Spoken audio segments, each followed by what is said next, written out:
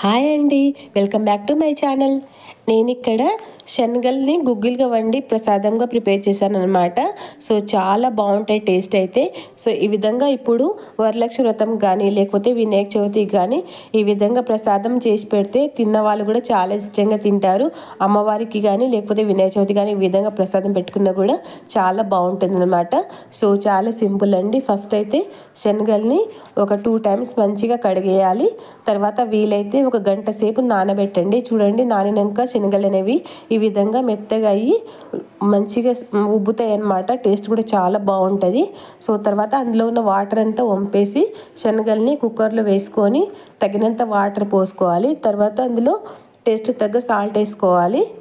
ఇప్పుడు కుక్కర్కి మనము మూత పెట్టేసుకొని స్టవ్ మీద పెట్టేయాలి.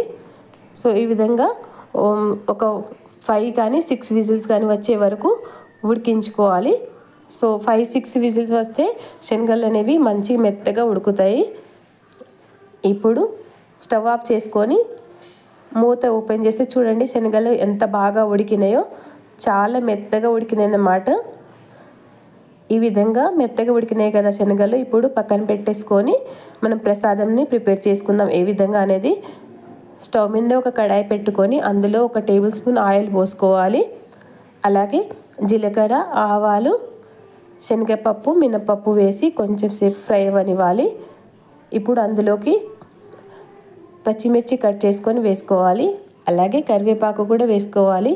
కొంచెం సాల్ట్ వేసుకొని చిటికెడు పసుపు వేసి మొత్తం మంచిగా ఫ్రై అవ్వనివ్వాలి. పచ్చిమిర్చి పప్పులని మంచిగా ఫ్రై అయిన తర్వాత మనం ఉడకబెట్టి ఉంచుకున్న శనగలు ఉన్నాయి కదా, సో శనగల్ని కూడా ఇందులో వేసుకొని మంచిగా కొంచెంసేపు ఈ విధంగా కలుపుకోవాలి.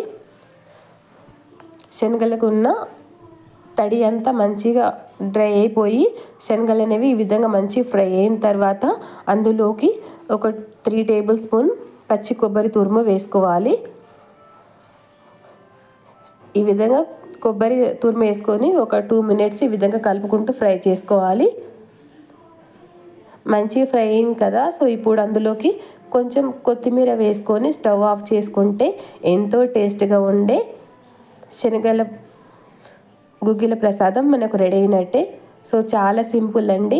ఈ విధంగా మనం ప్రసాదంగా చేసి పెట్టినా కానీ తిన్న వాళ్ళు కూడా చాలా బాగుందని తింటారనమాట. అంత బాగుంటుంది.